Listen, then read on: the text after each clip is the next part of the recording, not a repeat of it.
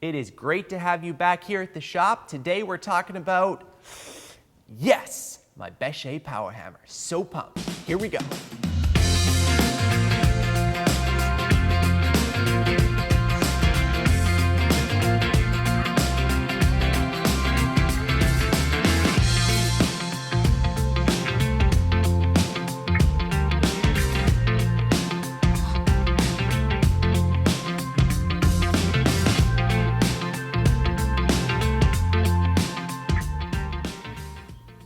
So if you've seen any of my videos here on YouTube, you've seen this power hammer. It's my main workhorse. If you're not familiar with power hammers, there's basically two types of hammers. You have a mechanical hammer and an air hammer. So this is an air hammer.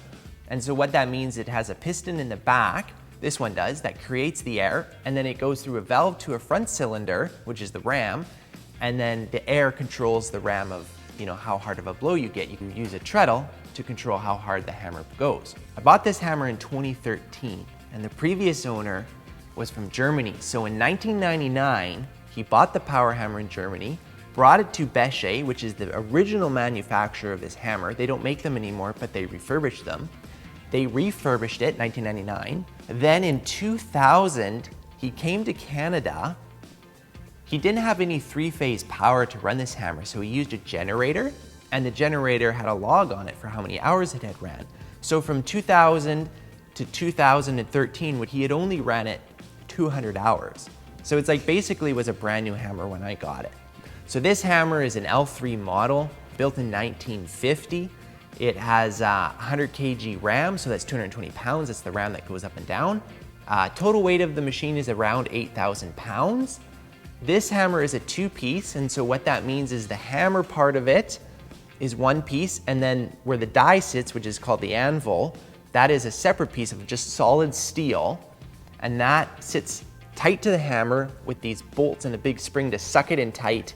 So for this hammer, I had to put down a pretty solid foundation. The vibrations travel through the ground quite a bit, so depending on where you're located and how your dirt is, your neighbors might start to feel this thing when it thumps. Boop, boop, boop, boop. So anyways, I had to put down 30,000 pounds of concrete. So that's a 4x5, no. The foundation size is 5 feet by 8 feet by 4 feet deep. Crazy thing is, I was talking to our neighbor when I got this hammer and about the foundation I had to do, and it just so happens he is a concrete place, but they make ready mix concrete. So he's like, oh, hey Tim, if you're interested in it, I could probably get you all the concrete you would need for that, like for free. The only catch is you have to mix it and it comes in bags. And I'm like, sweet, let's do it.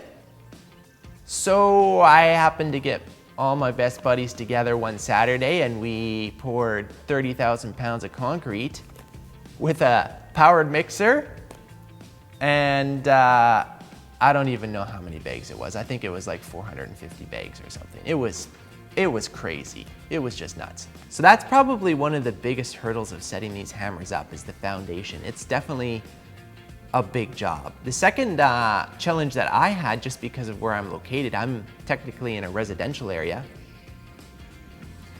and you don't have three-phase power, and these hammers typically run on three-phase power. And so my brother, who's a very smart person, he was able to help me, guide me on the path of building a rotary phase converter. And so I actually ran this machine on a rotary phase converter when I first started, and it worked okay. It wasn't super great. This machine is actually really hard. It's kind of a little bit dynamic. So anyways, I actually stumbled into a very, very large VFD, and that's what I use to run the hammer now, and it is absolutely phenomenal. It works super good. And the VFD actually converts single phase to three phase and powers the motor. This is a 15 horsepower motor on this Beche power hammer. And so that's how I have it set up right now, and it's fabulous. It's very good. So anyways, I actually got to do some work on the hammer today. So that's kind of what started this. I should just show you guys the video of the power hammer, and then also show you what's going on with the maintenance a little bit. Not that it's much, but that's kind of what started this all off. Thought I'd quickly, just before I get my gloves on, show you a couple things that I really like about this hammer. So this hammer only has one valve where the nasal has two, which isn't a really big deal at all, but the way this hammer starts is you actually start it in idle mode, so the back gets up to speed, and then the front ram doesn't move at all. And then you either do it by hand or you kick the treadle like that, and then it draws the ram up. And so what that means is you can keep the hammer running and go drop the ram down and not have it move. And that is so handy for when you have to change the dies, or when I'm doing the saddle system, putting those dies in, it works so good. So the thing that I don't love about this hammer as much as the nasal power hammer is the oiling system. So the way this one works is this is the oiler. Oh man, I can't even point. So this is the oiler here. And the way it works is it draws oil into the back cylinder here, goes through the valve into the front cylinder. And then you have, which is what we're gonna actually be looking at here in a minute, this down here is a crankshaft, and it's like a dip kind of splash oil system. And what I don't like about it is that it's a little bit finicky to get the oil to be evenly distributed throughout all of it, but also for the crankshaft dip, is it sort of vents out the back and it sprays a lot of oil all over the place. You see it all over the floor here and stuff. The nasal power hammer has ports that you actually drop the amount of oil you need into each spot, and then it's actually a little bit more enclosed so it catches it. So it would be the equivalent of, can you see this? Yeah, so here's a port 1. Hang on, I'll move the camera. So this is port 1 and this is port 2, and this is set up on this hammer. You just use that when it's really cold to start, just to get the oil in there until it comes through the back.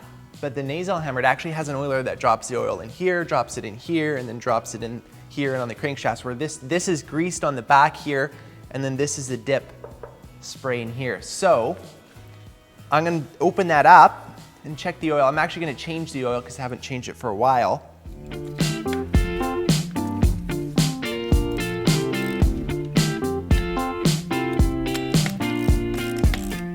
So I just figured I should probably actually turn this hammer off before I take the switch off and stick my hands in there, hey? Oh, thinker Tim. Okay, I know it's gonna be super hard for you to see what's going on here. So this main bar in the center is the piston rod. It goes onto a crankshaft, and then there's a dip in here. And so this goes up and around and it'll just dip into the oil, and then sprays and oils this part of it. So anyways, I'm gonna change the oil in here and just take a look at things and see how it all looks. So this is the oil drain plug here, and I'm gonna try to find a piece of pipe that I can thread in there that comes out to drop into a pail. Otherwise we're gonna have oil running everywhere. Not that there's not oil everywhere at this point, but try to help a little bit, you know? Okay, so I just spent like the last 15 minutes looking for a pipe thread or a nipple that will fit into this oil port. And I think I found this piece here that will fit. This was actually off of the old, I don't know if you can see that, their old waste oil burner for a forge that I was trying to make. It was an idea I had. I was pretty excited about it. Didn't really come to fruition as much as I was hoping, but someday I'd actually really love to revisit it. It's such a cool idea. I like the idea of using oil or diesel or biodiesel or used vegetable oil, something like that for a forge burner. That would be so cool. So anyways, we're gonna pull this thing off of here and hopefully that'll fit. Okay, I think this is gonna work. Got the pipe here with just put a hose on it to try to get me out far enough, and then I got my trusty baby bat here, you know, to put the oil in. Isn't that what you're supposed to use baby bats for?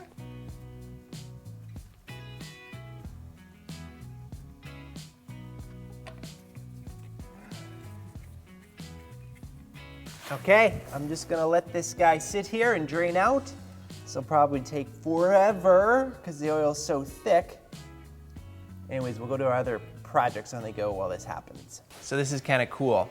So this is the valve cover here. I'm gonna pull this off to take a look at the valve end on this side, but this is also a water cooling system here. I've never hooked it up just because I felt like I didn't need to. It would be pretty cool to have it hooked up though. But this hammer was made like 100% duty cycle, right? So if you're running it all day long, 24/7, this would be the way you would keep the hammer a little bit cooler. So you run the rod through from the other side, and then it would come out here and then either discharge it or I would try to probably make it a closed loop system, but Anyways, I'm gonna take this valve off.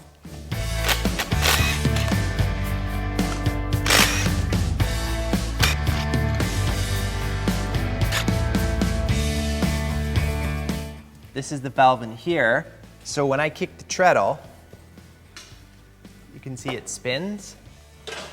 It's got timing marks here. So this is in running mode. This would be full throttle here. And then back here is when you start it. Okay, so I've zoomed in real close so you can see here, this part is inside of the valve, and it's a check valve. And this is the only trouble this hammer has given me over the last couple years, is this valve, because it's always thumping, the check valve, it's slowly, this is pressed in and it slowly backs itself out. It will back itself out to the point where it actually touches the valve cover and will create enough friction that one day the treadle won't move. And it's super annoying because it's so slow you don't notice the performance of the hammer, but it actually affects the way the hammer runs a lot because it's not as responsive because it's dragging, right? So you can tell somebody has done some work here before. I didn't do any of that. This is one pin here, and I've reset this thing a couple times now, and I gotta do a better system of it. I'm just avoiding jumping into that. So anyways, I'm gonna pull this pin out, and I'm gonna push this back in, and then reset it, and then that will get us through this next job. But at some point I need to come back and fix this up. If you got some thoughts on that, I would be actually really interested in hearing that. I've got different ideas, but it would be good to see if anybody's had experience with that exact problem. So anyways, I'm gonna just fix this up and we'll keep going. Okay, this screw is stripped. And so I've made up this S7 punch that's specifically for this. I never feel good about doing this, I hate it. Just tap that in.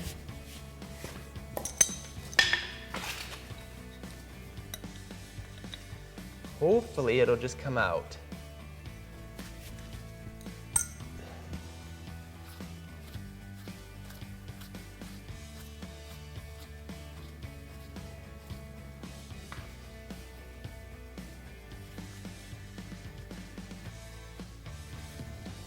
Okay, no problem.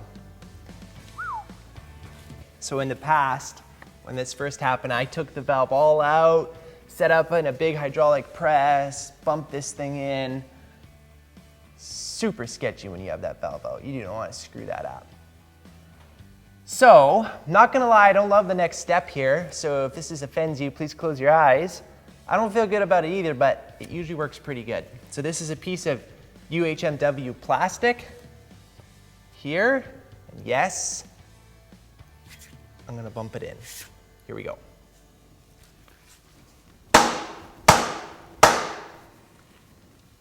Ooh.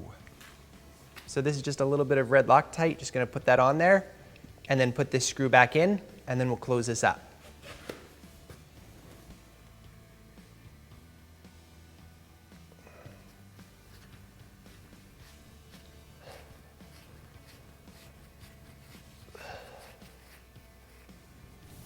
Okay, valve's back on. Treadle feels good. It's good. All right, on to the next thing. So something I wish I knew better about how to do is how to set up the shims that keep the ram from the keep it from getting sloppy. There's shims here, here, and here, and on all four sides, adjusted with this bolt here, and it pushes this tight so that you don't have any slop. And I don't actually know how to check that, and I wish I did because that would be something to check to see how it's going. I mean, I don't notice any slop in it from performance-wise, but it would be good to know. So if anybody's got some thoughts on that, I don't know if you would stick a feeler gauge in between there and see if that would be a way to measure the play and to get it tuned in or not. Anyways, I'm not gonna adjust that today, but in the future I'll have to keep an eye on that. Okay, I didn't show it, but I just had to get my hands in here and work the oil out. It just was taking forever to come out. Anyways, I'm gonna dump some more oil in there, seal it up, and this should be done.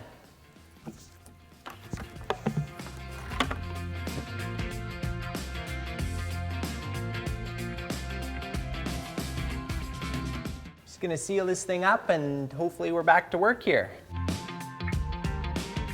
Okay, power hammer's back together. I'm so glad that's done. What a nasty job. Shouldn't have to do that for a long time though, so that's great. Guess that's gonna be it for me today. Thank you so much for watching, I really appreciate it. If you haven't already, please consider subscribing to the channel, and we will see you on the next one. I don't know why I did that, that's weird. We will see you on the next one.